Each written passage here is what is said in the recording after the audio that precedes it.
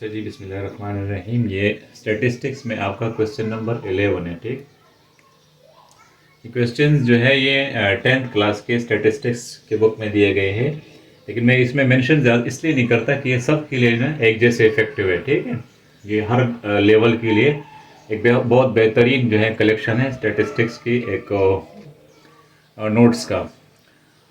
तो frequency distribution जो है वो टेबल कंस्ट्रक्ट करना है और साथ में इसकी रिलेटिव फ्रीक्वेंसीज भी लिखनी है और परसेंटेज फ्रीक्वेंसीज भी निकालनी है।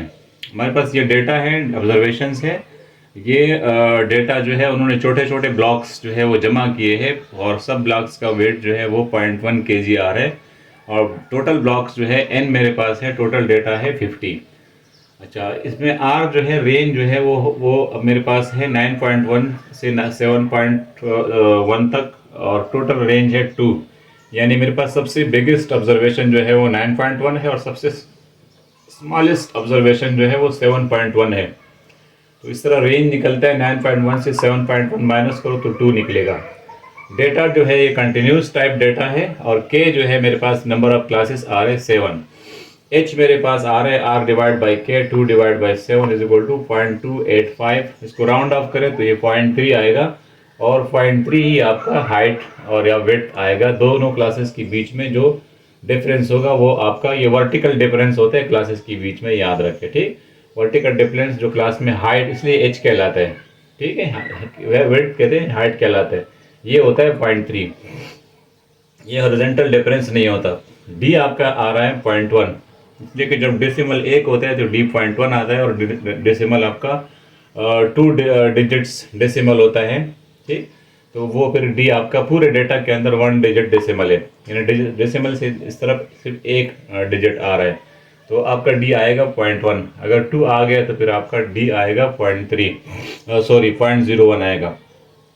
फिर वो आपके क्लास बाउंड्रीज में काम आएगा। इस क्वेश्चन में क्लास बाउंड्रीज नहीं मांगी गई तो हम क्लास बाउंड्रीज नहीं बनाएंगे।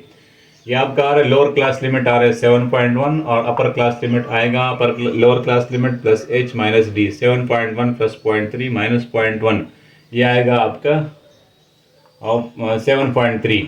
ठीक, 7.1 और 0.3 हो जाएगा 7.4 minus 0.1, this is equal to 7.3। अब चलते हैं क्लास लिमिट्स की तरफ। सबसे छोटा क्लास मेरे पास लोअर क्लास लिमिट है 7.1, जैसे कि मैंने यहाँ निकाला है। दूसरा मैंने निकाला है अपर क्लास लिमिट, मैंने यहाँ से निकाला 7.3। मुझे ये दोनों चीज़ें कंप्यूट करने होते हैं, इसको कैलकुलेट करने होते हैं। ठीक, बाकी मेरे लिए निकालना, किसी भी स्टैटिस्टिशियन के लिए निकालना ये कोई मसला नहीं होता।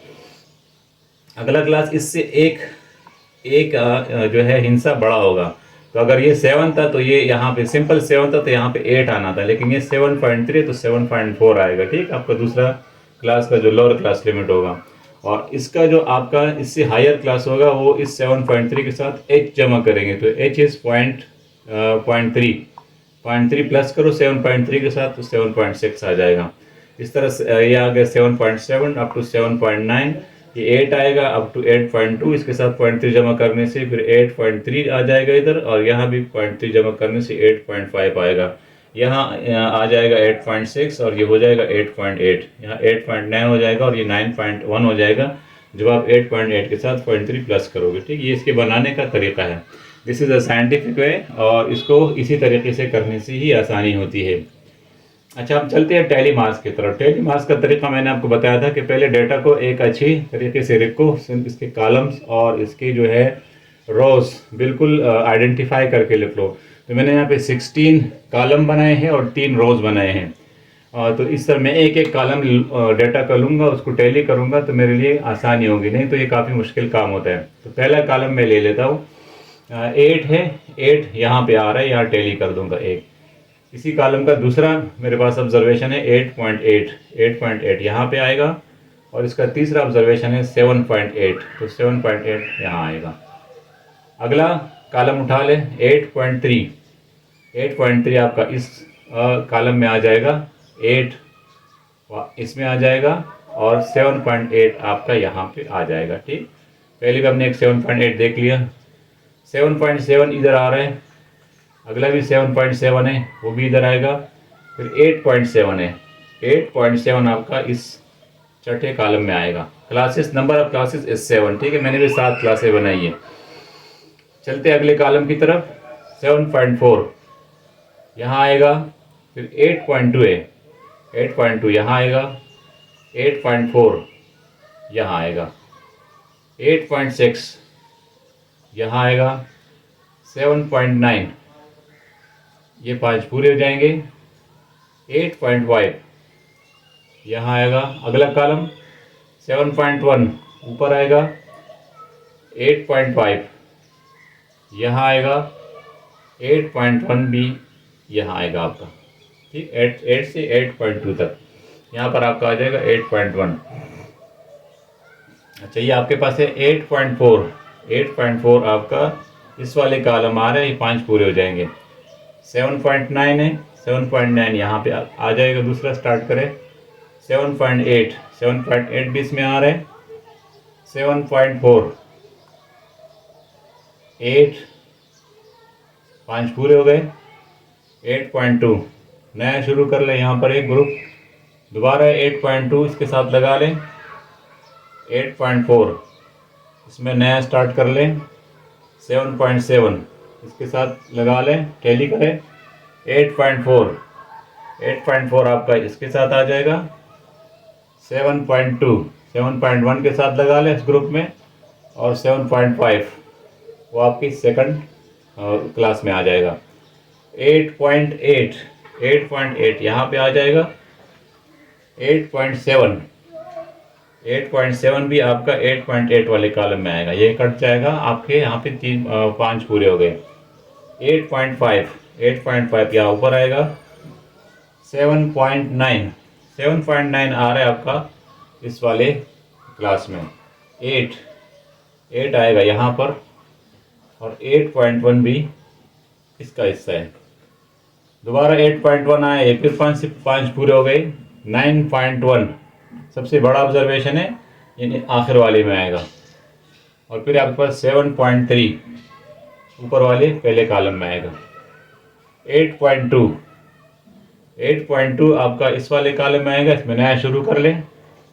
8.5 इस दूसरे का, इसके नीचे वाले का हिस्सा है।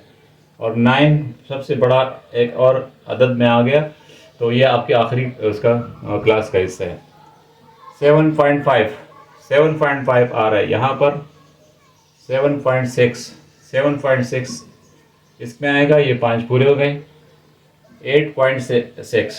8.6 इधर आ रहा है। 8.3 ये पूरा हो जाएगा।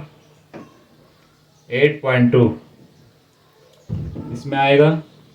और 8.1 आपका यहाँ पर आएगा।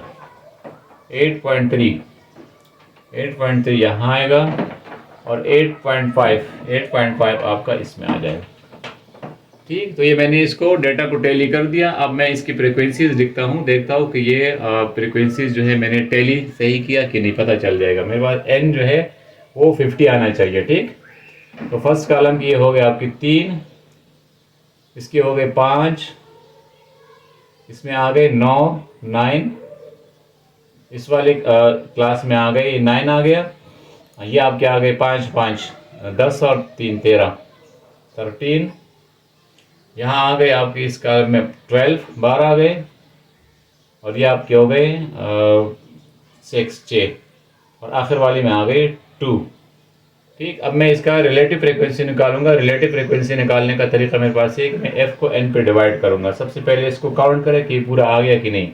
3 5 8 8 और 9 17 और 13 30 और 12 42 और 6 और 2 8 और 42 50। n is equal to 50। बिल्कुल, वेरी गुड, सही, करेक्ट जो है आपका ये टैली आ गया। सही है, टैली बिल्कुल सही हमने कर दिया। n 50 है मेरे पास। अब रिलेटिव फ्रीक्वेंसी निकालना है, f को n पे डिवाइड करना है। हर क्लास का f को n पे डिवाइड करना है। 3/50 इज इक्वल टू 5/50, 9/50, 13/50,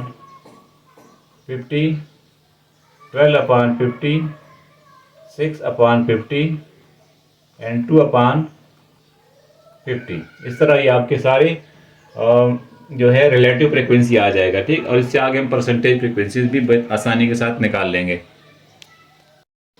तो ये मैंने इसके रिलेटिव फ्रिक्वेंसीज निकाल लिए। 3/50 is equal to 0.06, 5/50 is equal to 0.1, 9/50 is equal to 0.18 और 13/50 is equal to 0.26, 12/50 is equal to 0.24, ठीक। ये सब कुछ आपको कैलकुलेटर से करना पड़ता है। और फिर परसेंटेज फ्रिक्वेंसीज का फार्मूला आसान हो जाता है। जब आप रिलेटिव फ्रिक्वेंसी निकालते हो तो हर इस अदद को आप 100 में मल्टीप्लाई करें। f/n आपने निकाल लिया, नाउ मल्टीप्लाई इट विद 100, तो 0.06 आ जाएगा। इस पर 100 में मल्टीप्लाई करके तो 6%, 10%, 18%, 26%, 24%, 12% एंड 4%। और सबको सम अप करें तो आपका ये जो परसेंटेज फ्रिक्वेंसीज का सबका एक एडअप है, सम अप है, वो आ रहे 100, ठीक। तो ये 100 आएगा। तमाम परसेंटेज फ्रिक्वेंसीज का मजमुआ 100 आना ज़रूरी है, और तमाम रिलेटिव फ्रिक्वेंसीज का मजमुआ जो है वो उसका सम अप जो है वो 1 आना इंतहाई ज़रूरी है। इस तरह मैंने आपका ये क्वेश्चन जो है आसानी के साथ मैंने इसकी फ्रिक्वेंसी डिस्ट्रीब्यूशन टेबल बना ली। आपका ये वाला चैप्टर जो है, ये एक्सरसाइज फ्रिक्वेंसी डिस्ट्रीब्यूशन का ख़त्म हो गया। इंशाल्लाह अच्छे और बेहतरीन न्यूमेरिकल्स के साथ स्टैटिस्टिक्स में हम अगली एक्सरसाइज के साथ आपके सामने हाजिर होंगे। इजाज़त दीजिए, अल्लाह हाफिज़।